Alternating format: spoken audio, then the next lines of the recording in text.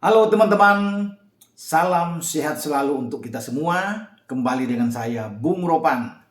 Kali ini saya akan coba berbicara tentang tim nasional kita, tim senior kita di bawah STY, Sintayong yang sedang bersiap menatap laga pertama menghadapi Kuwait di babak kualifikasi putaran ketiga Piala Asia yang nantinya akan bermain di Kuwait City. Kita sudah mendapatkan 23 orang pemain yang diumumkan oleh STY dibawa untuk bertarung di grup A menghadapi Kuwait, Yordania, dan Nepal.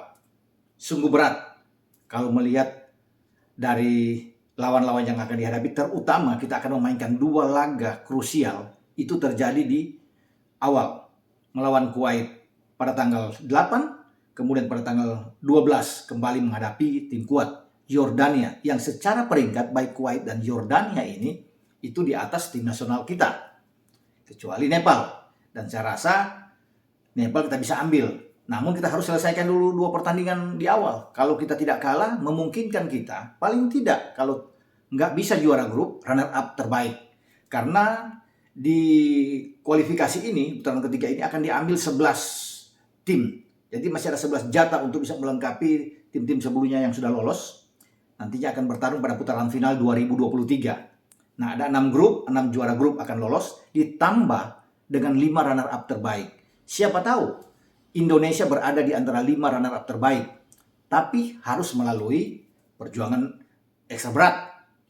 Beratnya karena kita harus bisa mengalahkan Kuwait dan juga Yordania.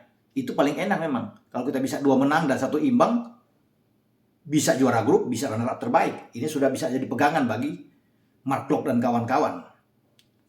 Nah, makanya melawan Kuwait ini adalah penentu sebenarnya. Kalau kita kalah, ini semakin berat. Karena lawan berikut adalah Yordania yang juga pasti ingin menang. Ya, kalau kita imbang dengan Yordania pun misalnya, kalah Kuwait, imbang dengan Yordania, kita menang melawan Nepal, ini akan terjadi hitung-hitungan dan belum tentu juga kita akan lolos sebagai runner-up terbaik.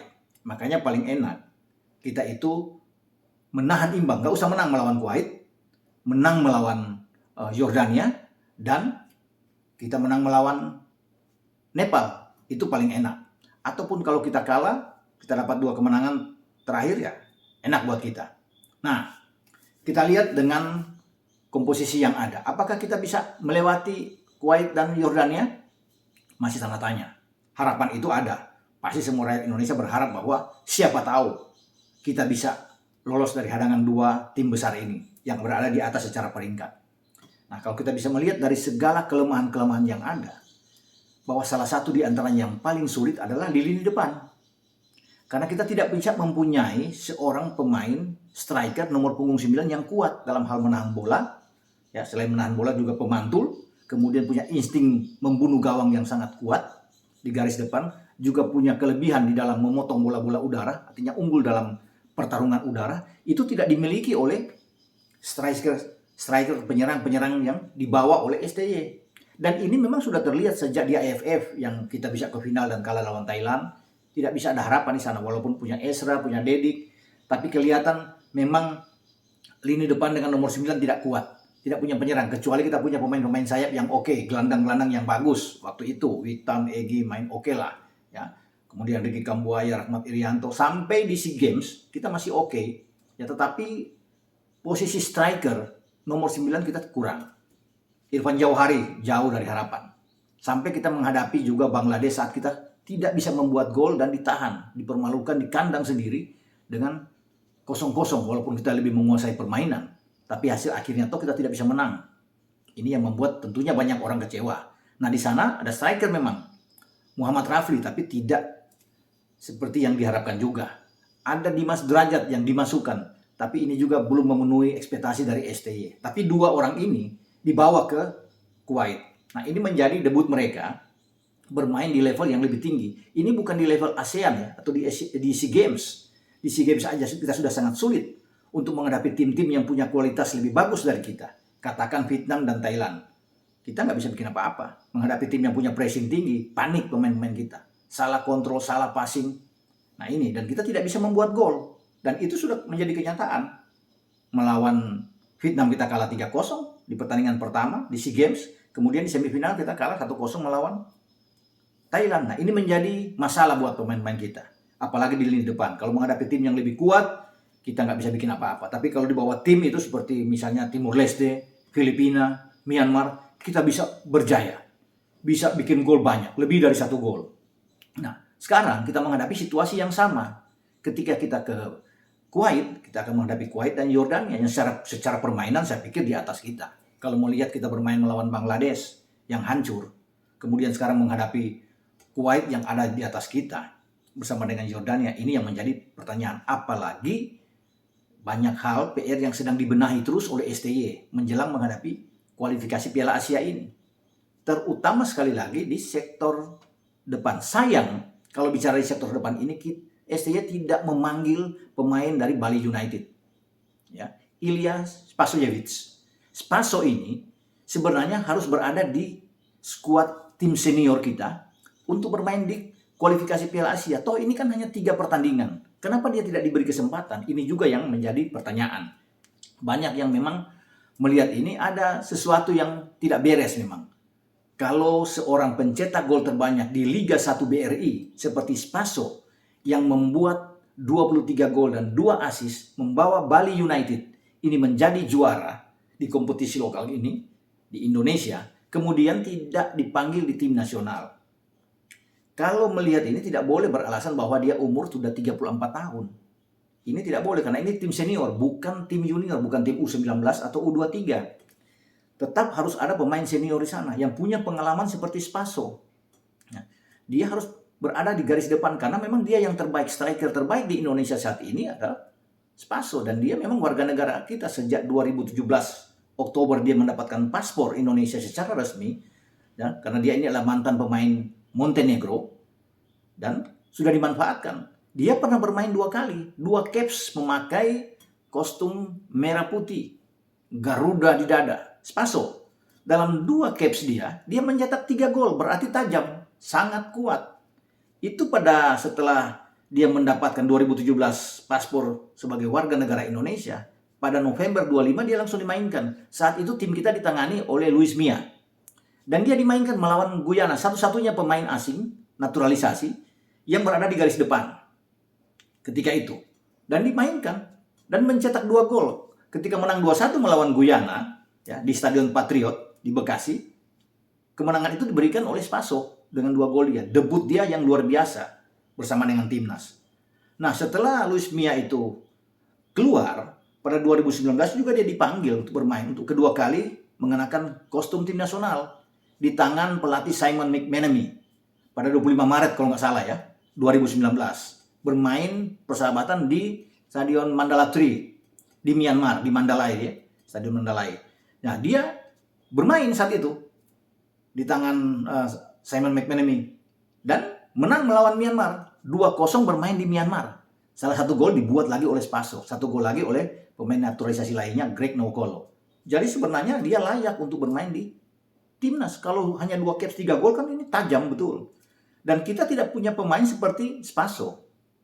Kuat di daerah kotak penalti, membuat bek-bek lawan juga agak ngeri untuk bisa menahan dia, punya postur yang besar, tinggi, dengan tinggi 187 cm. Ini bagus untuk ada di garis depan. Sebenarnya ini harus dimanfaatkan oleh STY untuk bisa menyelamatkan posisi di nomor 9. Karena kalau menghadapi Kuwait, kalau ada Spaso, pemain-pemain belakang Kuwait juga akan nge-PR, ya. Akan ciut juga menghadapi dengan Spaso yang punya tinggi badan, kuat, nalurinya baik, pengalamannya. Kan ini kita butuh pemain yang punya pengalaman banyak, pengalaman kuat sebagai seorang striker. Dia pernah bermain bukan saja di tim U21 Montenegro, dia pernah dipanggil di tim nasional, tapi dia pernah bermain juga di Malacca United di 2016-2017 kalau nggak salah, dan bisa mencetak banyak gol, ada 27 gol yang dia buat saat itu dari 33 pertandingan bersama dengan Malacca di Liga Super di Malaysia. Jadi pengalaman ini penting.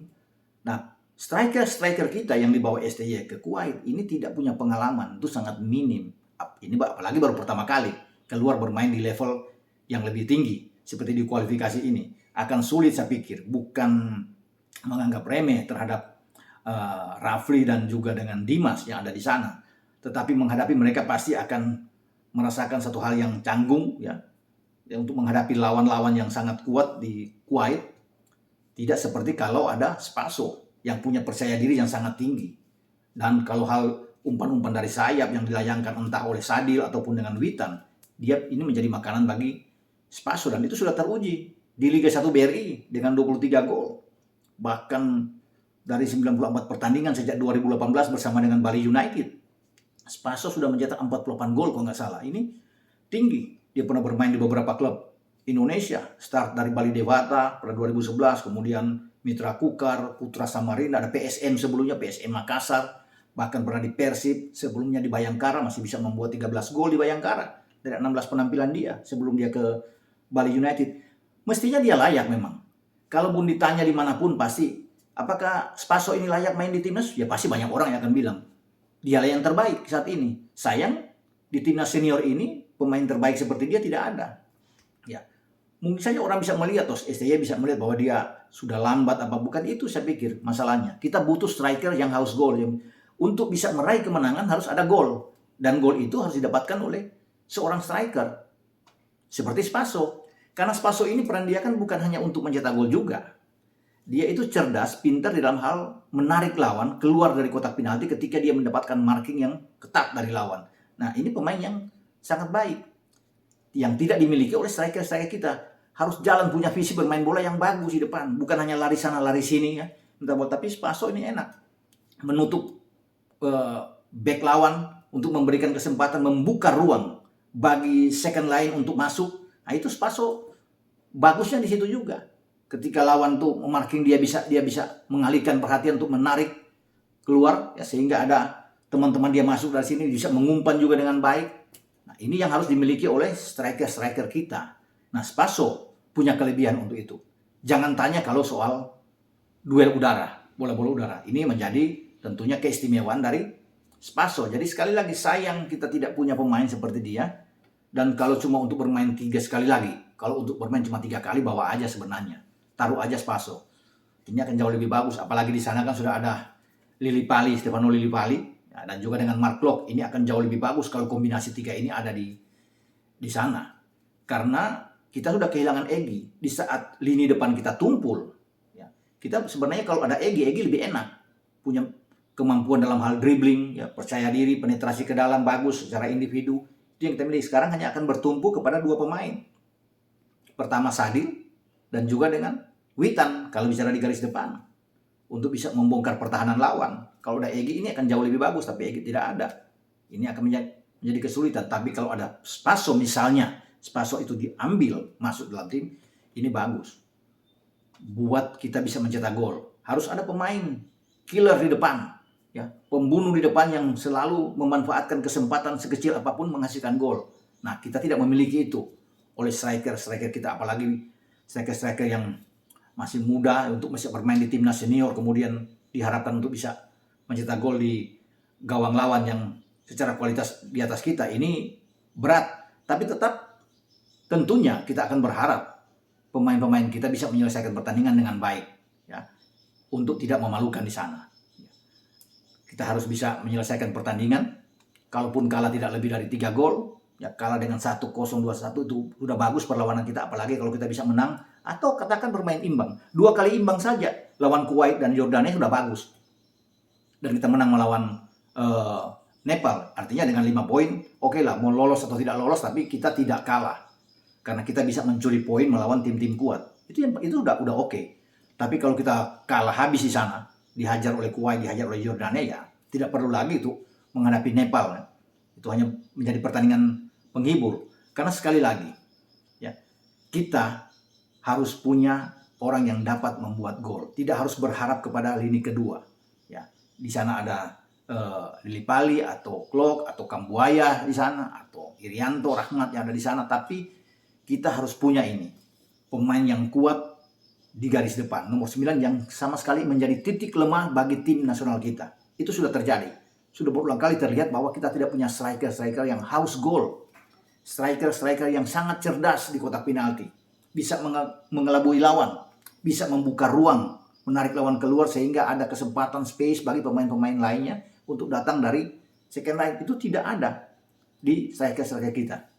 Semoga ini ke depan akan menjadi bahan pertimbangan evaluasi bagi STY untuk melihat, memberikan kesempatan kepada pemain senior seperti Spaso untuk berada dalam tim. Kalau bicara di pertandingan-pertandingan yang pendek durasinya seperti di Kuwait ini, yang memainkan cuma mungkin 3 pertandingan atau bisa lebih, tapi dia bisa diandalkan. Kalau di junior tentunya ini menjadi makanan bagi STY karena dia mempersiapkan tim muda ini untuk di U20 nantinya, gol kan di sana. Tapi kalau untuk bicara senior, layaklah bagi seorang Spaso berada di tim kita. Tapi semua tergantung dari STY. Karena kan hak semua ada di hak prerogatif untuk memilih pemain itu ada di STY. Jadi dia punya hak untuk menentukan pilihan dia. Apapun yang terjadi, dia harus bertanggung jawab dengan apa yang menjadi pilihan dia. Ini sebuah resiko yang akan dihadapi oleh STY. Kita akan tunggu nantinya. Semoga tim kita bermain dengan baik di kualifikasi Piala Asia ini dan kita bisa menjalani laga yang bagus, tidak kalah melawan Kuwait dan juga melawan Yordania dan melawan Nepal. Kalau kita bisa menang 3 kali, luar biasa. 9 poin untuk menjadi pertandingan terbaik yang kita akan lalui nantinya untuk lolos ke Piala Asia. Kalau kita bisa menang dengan 3 kali. Kita akan tunggu perjuangan dari Mark Klok dan kawan-kawan ya di Kuwait. Selamat berjuang. Ciao.